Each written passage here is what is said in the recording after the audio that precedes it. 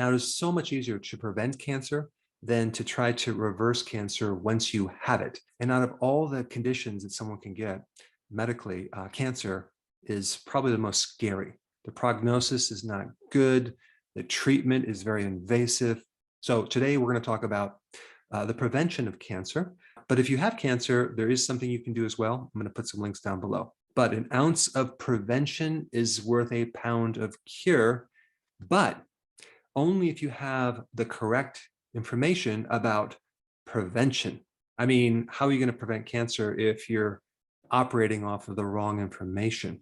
So today I'm going to share with you some quality knowledge that potentially could help avoid cancer. So first of all, what causes cancer? What causes cancer is damage to your mitochondria. Then what happens, this normal cell converts over to a cancer cell. So it's not like an invasion of an infection, a virus. It's a situation where your cells are damaged and your body, through a survival mechanism, converts over to a cancer cell. So it originates from a normal cell. And so this new cancer cell is very kind of prehistoric. It's very crude. It loses its mortality. It can actually now live forever. And so the metabolism of cancer is completely different from the metabolism of a normal cell. Its rate of consuming sugar is much higher than a normal cell. And the other interesting thing about cancer is that it spreads into areas of inflammation. So it can become malignant and spread into areas that you had trauma, mechanical injury, or for example, let's say you're a smoker and you have chronic inflammation in your lungs, it can spread in that area. Or let's say there's chronic inflammation in the gut that happened from eating the wrong foods, then the cancer can spread to that area as well. So it's really important to understand that anything that can create damage in your mitochondria can also cause cancer. And there's also other things that are emphasized at the wrong level of importance. So it's really valuable to know what is really important versus what is not as important when you're trying to prevent cancer. So I think everyone knows smoking usually causes cancer to your lungs, but smoking can also cause cancer to your pancreas. In fact, one of the biggest causes of pancreatic cancer is smoking, which is kind of interesting because you would think that it would only affect the lungs, but it can affect the pancreas as well. And of course, the chronic consumption of alcohol can cause cancer. Okay, I think most people know that. And then, of course, they talk about obesity as being a risk factor. Well, okay, is it obesity itself, or is it a diet that created obesity? Like a diet that has frequent meals, so 6 meals a day, causing a lot of snacking. So the combination of both frequent eating and high carbs can increase your risk of getting obese. And so in reality, I wouldn't say that obesity in itself causes cancer, but those things that cause obesity definitely increase cancer, especially too much insulin. When you have high levels of insulin, your risks for cancer go way up. And so now it's important to understand what causes an insulin spike. Well, a lot of refined carbohydrates and sugar, as well as eating frequent meals. And then, of course, on the flip side of that, what about fasting? What about intermittent fasting? What does that do for cancer? Well, it does a lot. It's probably the most important thing you can do if you get cancer. In fact, there's 2 cases that I know right now that were both stage 4 terminal cancer. And both of these people did fasting and completely went in remission with cancer. I mean, the doctors were just dumbfounded. I did an interview with one of the gentlemen, which I'll put a link down below. I mean, it's quite amazing to go from a stage 4 to not having any stages of cancer. That's incredible. And the most important thing to do, prolonged fasting. And both of these individuals were not smokers. They were not drinkers. So the question is, what caused their cancer? Well, we're going to go through some things. Now, right now, if you actually do research on decreasing your risk factor for cancer, you'll see that saturated fat causes cancer, or it's linked to cancer. And so they're recommending that you should replace your saturated fat with unsaturated fat. Okay, so this right here is very, very bad advice. And all the things I talk about today, I'm going to put research down below so you can cross-reference these studies. But the quality of studies that they did for fat are basically questionnaire studies, very, very poor quality. very inconclusive to say that saturated fat alone increases your risk of getting cancer. There are so many other variables that it could be when you're doing this questionnaire type study. So as far as the unsaturated fats, you have omega-3 and then you have omega-6 fatty acids. Omega-3 fatty acids are very anti-inflammatory, so that would greatly improve inflammation, which could decrease the risk of getting cancer right there. But then omega-6 fatty acids, the corn oils, the soy oil, cottonseed oil, the other unsaturated fatty acids that people are telling you to eat more of and replace the saturated fats, well, those have direct links of increasing inflammation. But there's also some credible data that shows that when you consume these seed oils that are heated, as in frying something, greatly increase your risk of getting cancer. And I'll put that data down below. Now, what about monounsaturated fats like avocado oil or olive oil? Well, those show some pretty good anti-cancer effects. So those are pretty safe. But personally, I've not seen any credible data that shows in any way that saturated fats are linked to increasing your risk of getting cancer. Now, what about trans fats?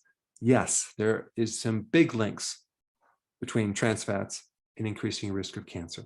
So to simplify, what I'm going to talk about is the more refined something is, the more chemically processed something is, like the vegetable oils, for example, where they're using all sorts of chemicals and high heat and pressure to refine them, the more something will increase the risk of getting cancer. Now let's shift to another topic that relates to this: red meat and processed meat. They kind of lump these two together, saying that both of these will increase your risk of getting cancer. But we really have to differentiate them because you also have a lot of white processed meat, okay, not just red processed meat. And also you have to look at how many of these studies were based on a questionnaire. Probably all of them. And also you have to look at the quality of this red meat. Did they do the study on grass-fed, grass-finished red meat? No, they haven't. Did they differentiate when you're eating red meat alone or with some other carbohydrate, like French fries, for example? Did they differentiate the red meat from McDonald's versus red meat from the farm? The answer is no. Now, the thing that's in processed meat is a lot of chemicals, a lot of refining, a lot of things added. So it's pretty much obvious that if you're eating red meat at a fast food restaurant, it's highly processed and refined. Now, this also kind of crosses over to processed foods, okay? Because when we're looking at refined foods or ultra refined foods, it's in the family of a lot of processed meat and refined carbohydrates and chemicals. And the combination with adding a protein with sugar or a fat with sugar with high heats, okay, as in French fries, chips, and they might have a little bit of whole wheat flour in there that it's so badly processed that you cannot say that whole grains will help prevent cancer. So when you see some study that shows that whole wheat grain reduces your cancer risk, look at the whole picture, actually read it. In fact, I've never heard anyone just eating whole grains. They usually have it with a bunch of other things. But the problem is when you take this processed food, especially refined grains, and you add it with heat, and you add it with certain vegetable oils, you get what's called acrylamide, okay? Acrylamide is a known carcinogen. So again, without getting too complex, we want to avoid refined foods. We want to avoid processed foods, of course. We want to look at the quality of whole foods. And this relates to the next thing I'm going to talk about, which is fiber. You'll see this all the time where, well, if you increase your fiber, you're going to decrease your risk of cancer. Now they're lumping in all the different types of fiber with vegetable fiber. What about all these new synthetic fibers that they're coming out with? They're called functional fibers, like resistant maltodextrin, like tapioca fiber, like corn fiber. These are all very new fibers that have not stood the time of safety studies. We don't really know about them. They may not affect your blood sugars, but I found some interesting data I want to share with you. So adding highly refined fiber to processed foods could have some negative effects on your health, such as promoting liver cancer, according to a new study. Researchers at Georgia State University and the University of Toledo Future studies will certainly be needed to disentangle the harmful from the beneficial aspects of gut fermentation. In fact, they found a significant amount of these mice in the study developed liver cancer.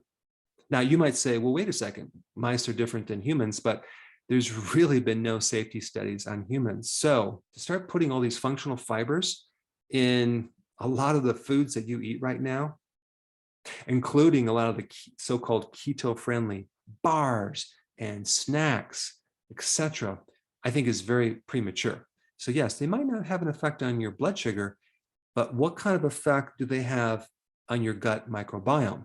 And so again, to simplify this, you want to consume fiber from actual food, not some synthetic fiber that is added to your food. Now, since we're on the topic of synthetic, I want to now mention antioxidants, right? There's some conflicting information that says that antioxidant supplements actually cause cancer, right? Now, wait a second. I thought that antioxidants prevented cancer. Well, what you might not know is the studies that they're basing this on involve using synthetic antioxidants, not the antioxidants that you would get from food.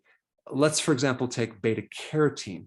Beta carotene is a carotenoid. It's a fat-soluble antioxidant, and it has a lot of great benefits. But apparently, it's being put in our foods. It's being put in infant formula as vitamin A. It's being used to color farm-raised salmon to give it that pink color, because if you didn't, it would be gray. It's also been used in commercial eggs to color the egg yolks to make them look really good, because if they didn't, you wouldn't have the color. Well, you might say, well, it's just a beta carotene, it's just an antioxidant, it's not going to cause any issue. But if you've done the deep dive into how they make beta carotene synthetically, wow, they had all sorts of chemicals. It's made from acetone, using different solvents like hexane, all to make this coloring agent, right? So there's a really big difference between a synthetic something and a natural. It's not the same thing. And the problem is there's links to increased risk of getting cancer. And the reason I'm bringing this up is because we're talking about decreasing the risks of cancer, right? And so all antioxidants you might think are good, but well, only those that come from nature. So again, to simplify this, you want to eat real food. You don't want to do synthetic versions of food, and you want to get your antioxidants from vegetables. Now, since we're talking about antioxidants, I want to talk about probably the most powerful antioxidants, and that would be melatonin, okay? Melatonin definitely decreases your risk of getting cancer. Now, melatonin is a sleep hormone, but it also has another function in all of your cells, and it can act as an antioxidant. And the way that you increase melatonin is to be exposed to infrared light. So when you're out in the sun, you get a tremendous amount of infrared that actually can penetrate your clothes, and it goes right into your body, at least 2 inches. And all this infrared can recharge and increase melatonin, which is a very powerful antioxidant. Now, this might be confusing to you because you've been taught to stay out of the sun because the sun is bad and it will increase your risk of getting a cancer. Well, this is another topic that's completely distorted, and there's a lot of misinformation. So let me just clarify that. When you're out in the sun, okay, you have UV light, okay? And it's the UVB type of light that will help you increase vitamin D. And vitamin D is another thing that can greatly decrease your risk of getting cancer. But on top of that, the UV light stimulates your melanocytes, the cells that make melanin. And melanin acts like an umbrella. It's like a natural sunscreen. It's protection against the harmful radiation of UV light. So understanding that, it's important that you don't let yourself get completely burned, but you can just expose yourself to a certain amount of light, and so you get a tan and not get totally burnt. And maybe you gradually increase the dosage of sun, you can actually decrease the risk of that UV radiation. There are some real interesting studies, which I'll include down below, that shows that being out in the sun decrease your risk of getting certain types of cancer, especially prostate cancer. And the so-called credible research studies that shows that sun increases your risk of getting melanoma, is very, very weak and a very poor association. So a certain amount of sun exposure can help you decrease the risk of cancer and a lot of other chronic health conditions. Number one, from the vitamin D. Number two, from all the melatonin that you're going to generate from that. Also, antioxidants from cruciferous vegetables. If you consume just 3 servings of cruciferous vegetables every single week, you can decrease your risk of certain types of cancer by up to 40%. I mean, that's incredible. Then you have exercise, right? Exercise has been a known, proven activity to decrease your risk of cancer. So this video might have been a little bit all over the place, but in the description, I put bullet points of all the things that you should focus on. But in order to prevent cancer, you need the correct information. Now, I think it's really appropriate for you to check out this amazing interview that I did with this gentleman who had stage 4 cancer and now he doesn't. Check it out. I put it right here.